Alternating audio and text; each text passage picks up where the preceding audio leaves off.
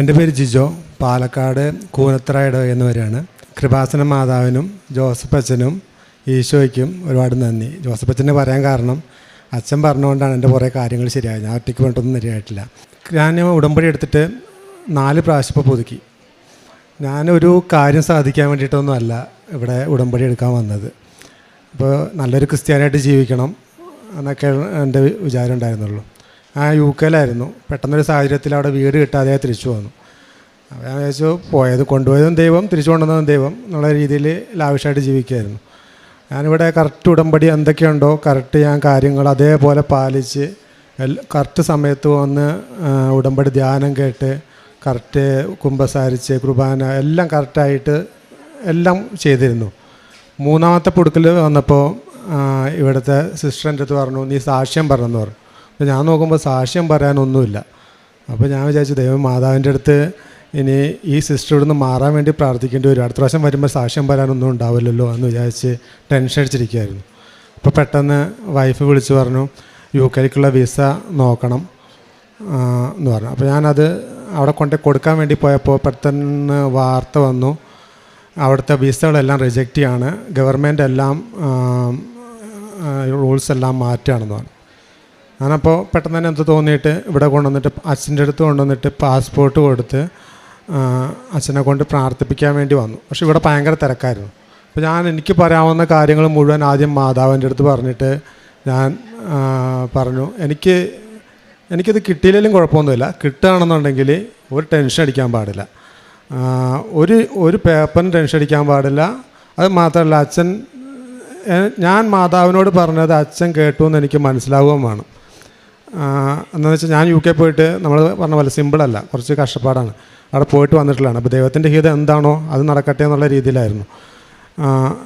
ഇവിടെ വന്നു അച്ഛൻ എല്ലാവരോടും ആ സമയത്ത് ഇതേപോലെ ഇങ്ങനെ കൂളല്ലായിരുന്നു, ദേഷ്യപ്പെടുന്നുണ്ട്. അപ്പോൾ ഞാനും വിചാരിച്ചു ഇപ്പം എന്നെ ദേഷ്യപ്പെടുന്നൊക്കെ വിചാരിച്ച് ഇങ്ങനെ ടെൻഷൻ അടിച്ച് നിൽക്കുമ്പോൾ അച്ഛൻ ആദ്യം പേപ്പർ വാങ്ങി മാതാവിനെ നോക്കി, പിന്നെ അപ്പം തന്നെ ഈശോനെ നോക്കി, ബാക്കിയുള്ള എല്ലാവരെയും സിമ്പിളായിട്ട് അങ്ങനെ ഇതാക്കി വിടുകയാണ്. പിന്നെ 2 പ്രാവശ്യം അടുപ്പിച്ച് മാതാവിനെ നോക്കി. അപ്പോൾ ഞാൻ ഓക്കെ, മാതാവ് പറഞ്ഞിട്ടുണ്ട് എന്നുള്ളത് എനിക്ക് ഓക്കെ ആയി. അച്ഛനൊന്നും മിണ്ടിയില്ല. കാശ് രൂപം തന്ന് പിള്ളേർ വന്നിട്ടുണ്ടോ എന്ന് ചോദിച്ചു. ഞാൻ പറഞ്ഞില്ല, അവർക്കുള്ള കാശ് രൂപം തന്ന് ഞാൻ പോയി. ആ ടൈമിലേക്കും UK വിസ ഇനി ആർക്കും കൊടുക്കണ്ടെന്ന് പറഞ്ഞിട്ട് അവരുടെ ഗവൺമെൻറ് ഇതാക്കിയായിരുന്നു. ഞാൻ കൊണ്ടുപോയിട്ട് പാസ്പോർട്ട് ഓഫീസിൽ കൊണ്ടുപോയി പാസ്പോർട്ട് കൊടുത്തു. എങ്ങനെയാണെന്നൊന്നും എനിക്കറിയില്ല. 2 ആഴ്ച കൊണ്ട് ഫുള്ള് 3 പേരുടെയും വിസ അടിച്ച് കയ്യിൽ കിട്ടി. ഞാൻ ആകെ ചെയ്തിരുന്നത് ഇവിടുത്തെ കാര്യങ്ങളെല്ലാം കറക്റ്റ് നോക്കുമായിരുന്നു. പിന്നെ എനിക്ക് മനസ്സിലായി നമ്മൾ ഈ കാരുണ്യപ്രവൃത്തികളൊക്കെ ചെയ്യണതിൽ കുറേ കാര്യങ്ങൾ ഞാൻ പാലക്കാട് നിന്നാണ് വരുന്നത്, അവിടെ ക്രിസ്ത്യൻസ് വളരെ കുറവാണ്. അപ്പോൾ നമ്മളെ തന്നെ അവർ വലുതായിട്ട് കാണും. അപ്പോൾ അതിന് എന്തോ ഒരു കുറവുണ്ട്, എന്തോ ഞാൻ ചെയ്യാൻ കുറവുണ്ടെന്ന് തോന്നിയപ്പോൾ ഞാൻ വിചാരിച്ചു പത്രം കൊടുക്കുക. അവിടെ ക്രിസ്ത്യൻസ് കുറവായ കാരണം ഞാൻ പത്രം കൊടുക്കാൻ തുടങ്ങിയ ശേഷമാണ് എൻ്റെ ജീവിതത്തിൽ ഈ മാറ്റമൊക്കെ വന്നത്. ഞാനിപ്പോൾ ഇത്രയും സിമ്പിളായിട്ട് UK തിരിച്ചു പോകുന്നൊന്നും ജീവിതത്തിൽ ഒരിക്കലും ഞാൻ വിചാരിച്ചിട്ടില്ല.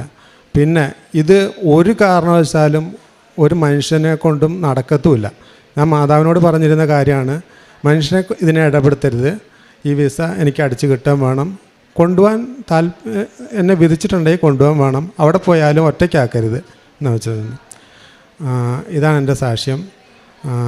കാരുണ്യപ്രവൃത്തി എന്ന് പറഞ്ഞാൽ ഞാൻ ഇങ്ങനെ റോഡിലൊക്കെ നടന്നിട്ട് എല്ലാവരെയും ഭക്ഷണം വാങ്ങിക്കൊടുക്കുമായിരുന്നു, ഗവൺമെൻറ് ആശുപത്രിയിൽ പോവും, എല്ലായിടത്തും പോവും, പാവങ്ങളെ കണ്ട് സഹായിക്കും. അതിൽ കൂടുതലായിട്ട് പത്രം കൊടുക്കാൻ തുടങ്ങിയപ്പോഴാണ് എനിക്ക് എല്ലാത്തിലും മാറ്റം വന്നത്. അപ്പോൾ പിന്നെ പത്രം ഞാൻ ഒരുപാട് കൊടുക്കാൻ തുടങ്ങി. പിന്നെ ഇവിടെ ഞാൻ ഈ കഴിഞ്ഞ ഉടമ്പടിയിൽ ശേഷം ഇവിടെ എനിക്ക് തോന്നുന്നു 3 പ്രാവശ്യമൊക്കെ വന്നിട്ട് 10 പത്രം വാങ്ങിക്കൊണ്ടേ കൊടുത്തു.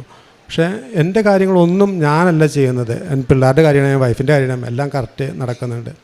ഈശോയ്ക്ക് ഒരുപാട് നന്ദി.